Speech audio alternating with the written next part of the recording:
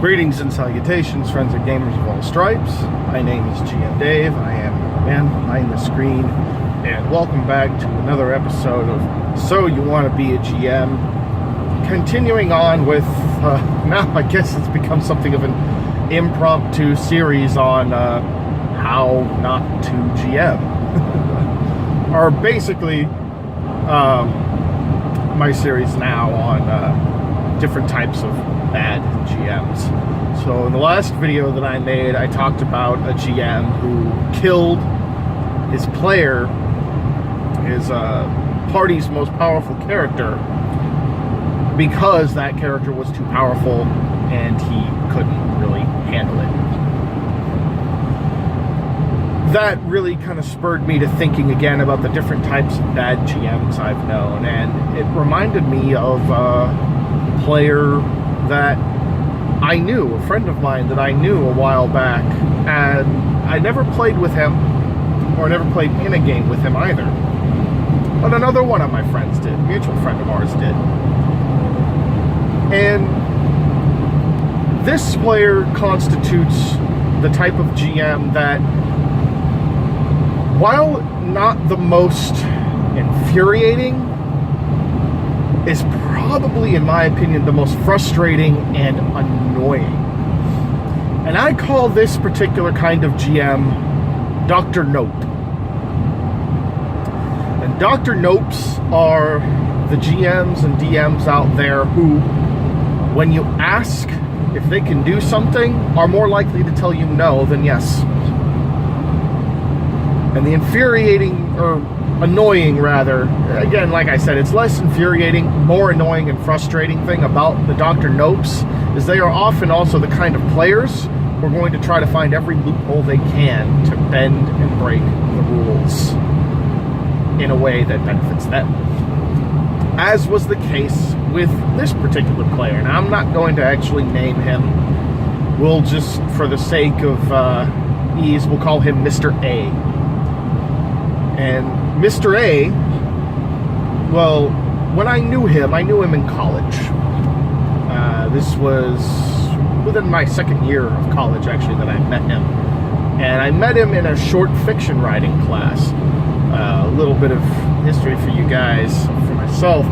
When I went to college, I actually double majored and double minored. I double majored in video game design and geology, oddly enough. And then I double minored in German language, which I barely remember anymore because I've fallen so out of practice with it, and creative writing. And I say creative writing because, technically it was an English minor, but the classes I was taking were, the introductory creative writing class, short fiction. I think I took half a semester of poetry before I got sick of the pretentiousness of it. I've never been a fan of poetry, really, except for old epics or, like prose poems or something like that. I've just never cared for it. Or the one that I enjoyed the most, which was novel writing. Yeah, my college had a full creative writing department. It was just a little community college, and we had a huge creative writing department. And I met Mr. A in my first semester of the short fiction class. He was a good writer, He always wrote real pulpy stories. He and I had that in common. We hit it off. He was a few years older than me. I think he was like 11 or 12 years older than I am. And, we hit it off, talk about old movies and all that kind of stuff. And at a certain point, I had written a short fantasy story, set in a D&D Pathfinder type universe that was written for people who would know those kinds of universes. There was lots of in-jokes and things like that. And so the handful of us in that class that knew that kind of stuff loved it. About 75% of the class at least liked it and was like, not 75, like 50% of the class at least liked it and was like, oh yeah, like some of the references and stuff I didn't get, but I know enough about that stuff to say to understand some of what you were doing, and this was fun. I liked it. It was fun. And then the teacher and about 25% of the rest of the class were like, we don't get it. Like you have, like, it's a fantasy story, but you have to set up so much in a fantasy story, and it's like you have to assume so much. And like I had to explain, like, yeah, I mean that, like, I knew some of you guys weren't gonna like this because that's part of the point. This is an in-joke kind of thing. This is my target audience is the community of people who knows this stuff. It wasn't meant to be for everybody. It wasn't meant to be digestible by all of you. But I wrote that. He loved it, and that got us to really talking about our tabletop gaming and all that stuff. And so he told me a few stories of his times as a player where he had done incredible things, and that led to me adopting a term that he uses for a player that does something that is just so unexpected that it has the potential to break the campaign, be that in a good or bad way. And we call that kicking the box. Small bit, I'm just going to be very brief about this. Small bit of context for it. They were playing in it was either a GURPS or a Mutants and Masterminds game. I don't recall which. It was some sort of superhero game. And the characters were involved in, taking down this mega corporation that they found out was breeding super soldiers. So they were in the primary building of the mega corporation. They were going to take it down. They were going to actually set off a bomb to collapse the building, destroy all of its servers, destroy as much of the information they had as possible, and hopefully destroy the secret lab that had the super soldiers in it. But they got found out. They were cornered. A bunch of those super soldiers were coming for them, and it was basically going to be a fight to the death, a last-ditch effort to survive. And so Mr. A was going last in the initiative order, if I remember correctly. All the other players were getting set up, getting ready, and they were setting up in defensive positions, and he had his bomb ready, or they had this bomb ready with them in like a big heavy-duty transport box of some kind. And apparently this was a very sensitive bomb. It could go off with a sharp jostle because the components were really volatile. So it comes around to his turn, and he asks the GM to clarify, hey, so the bomb is active now, yes? Yes, it is. And it's set down, it's in the middle of the room, right? Yes, it is. Okay, and these guys, they are at the door. They're directly outside the door, working to get it unlocked and come in? Yes, they are. All right. Okay, so what do? I kick the box. And, the party just, like, everyone just went dead quiet, and they turned all to stare at him. And he had this little grin on his face. It's almost like, oh yeah, I had this, like, smirk on my face and everything. And the GM says, wait, you what? I kicked the box. You know that's gonna blow it up, right? Yeah. You're serious? Come on, you're not really doing this. No, I kicked the box. You're serious? I kicked the box. You can't. I kick the box. So he eventually got his GM to realize he was dead serious. He was going to kick the box. He was going to blow up the bomb with all of them in there to take this thing down. And so that's exactly what he did. He ended the entire combat, destroyed the building, killed everyone. Except himself, because he was immortal. But he was immortal with this weird weakness where if he was in contact with wood of any kind, his body would not be able to regenerate. And, of course, when the building fell on him, there were wood components that all landed on top of him. So he was literally just an eternally living skeleton buried inside of this building until all the rubble was cleared, essentially. But he kicked the box, ended the campaign, technically won the mission, got everybody killed. So he's one of those kinds of players. He's a kick-the-box kind of player. Which then means, because he does this stuff, and he is well aware of how campaign breaking this kind of stuff can be, as a GM, He is a complete Dr. Nope. Now, like I said, I've never played with him in a game, so I don't have first-hand experience with him having done this, but I do have second-hand experience through a very good friend of mine that I've known since high school, who has played in a couple games with him. And a few years ago, we met up again after, quite some time. We meet up again every few years, even though we're both local. Our schedules are so busy and wildly different from each other that really it's only once every few years that we get a chance to meet up. But we try to meet up, play a game or two every now and then, hang out and catch up. And the last time I was able to do this with him, we were talking about, previous games we'd been in, and I had mentioned, oh, hey, I never got a chance to play in one of Mr. A's games. We talked about it all the time when we took the writing class together, but I never got a chance to actually play in any of his games. And this friend of mine, his name's Mike. Mike became a mutual friend of Mr. A because about a year after I had left the short fiction class, he started taking it. And Mr. A had to leave, had to stop going to the college for a while. He had to stop taking that class for a little bit because he had to go, I think he got a new job or something, and his schedule shifted. But as soon as he was able to, he went back and he finished his last, semester in there, and that's when he met Mike. And they hit it off, same thing. Well, Mike did get a chance to play with him.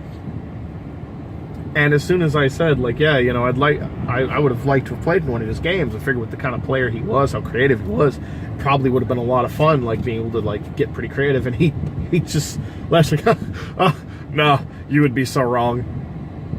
Wait, are you serious? Oh, yeah, no. You don't want to play in one of Mr. A's games. He won't let you do anything.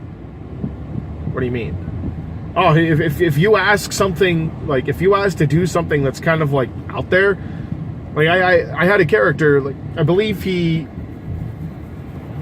I can't actually remember now that I think about the character that he had, but I'll use an example from a different game that I played in, where a few years ago I played briefly in a game where it was a heavily modified 3.5 module brought over into Pathfinder, heavily modified, to the point that it was, if I hadn't been told that it had started from a pre-made module, I wouldn't have known. The GM had modified it so much. But one of our characters was an investigator, and at a certain point we got into a room with a fire trap in there. It was a little mechanical trap that would spit out a flaming hand, basically a flaming hand spell. And we were having terrible trouble getting near it to disarm it. So our investigator, she came up with this idea. And granted, keep in mind, we were all level 1. But this GM was really good. He was all about the rule of cool. And she asked my character, who was a sorceress who also worked as a performer in what was essentially a local brothel, more or less. And she carried various perfumes on her and stuff because it was a requirement for her job. It was all details that the GM and I kind of worked out together. And it worked out nicely too, because those perfumes, we agreed, yeah, they're flammable. If I were to use them and light them on fire, it would be equivalent to lighting a flask of oil on fire, which means, it could have been useful. And since my character mostly used fire magic, there was a lot of ways that I could use that low level to get kind of creative with it. So she asks, hey, let me grab a couple of those vials of your perfume. So I hand them over. Then she takes out her grappling hook, because there's an old stone fixture on the roof where a chandelier used to hang. She hooks her hook onto that and then swings over the trap, because we couldn't get near it on the ground. She decides, I'm going to swing over the trap, Indiana Jones style, and then we're going to have one of our people walk into range of the trap to activate it, and once the flames go up, I'm going to throw the perfume on it and try to get the thing to burn itself out. And the GM said, okay, do it.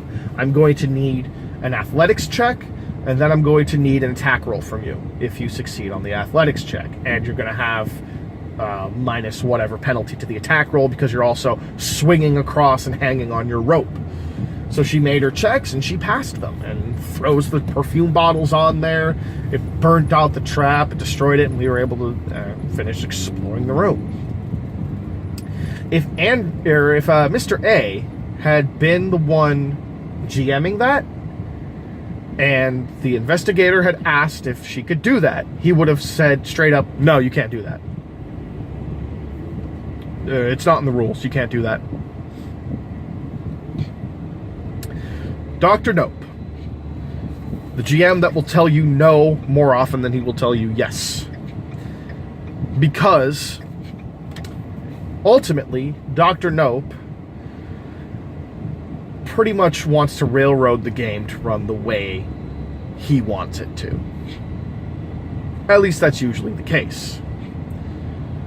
Dr. Nopes are incredibly frustrating because they will hamstring you. They will oftentimes hamstring your ability to do things at just about every turn. If you think of something cool you'd like to try and you're playing with a Dr. Nope, chances are he's going to say, nope, you can't do that. And then he's going to turn right around and let the enemies who are fighting you do exactly what you asked. So Dr. Nopes, oftentimes, they're not just going to be the kinds of GMs that are going to stop you from being able to play the way you want to play. They're also going to be the kind of GMs that are going to steal your ideas and use them against you in the very same game. Sometimes in the very same combat. It's been a long time since I've played with the Dr. Nope because generally speaking, it's just been a long time since I've gotten to be a player in a long-standing game. The Star Wars game was the last one that I got to do. I need to find the time to get back into it. They still have the space for me, you know. I thank you know, Bruce, thank you for saving that spot for me. I do really appreciate it. And I will try to get back as soon as I can. I'm hoping, I don't think I can make it this week, but I am hoping I might be able to come back and rejoin the game next week. I'm going to have to talk with him about that actually and figure out if he can find a way, if we can find a point that's coming up soon where I can kind of easily work my way back in. But I digress. I'm drawing a little too far from the topic at hand. Yes, I have played with Dr. Nopes in the past, and one of them at one point did take something that I wanted to do, tell me, no, you can't do that, and then 2 rounds later went right around and let the enemy he was having us fight do exactly what I asked to do. And of course that pissed me off, and I told him, like, I wish I could remember what it even was that I asked to do. I don't think it was anything even all that over the top, if I remember correctly, but he still told me no. So, oh, it's not on your character sheet, you can't do it. But then this boss we were fighting, on this big encounter we were fighting, he had some of the enemies do exactly what I had asked to do. And so naturally I'm like, what the fuck? You just told me I can't do that.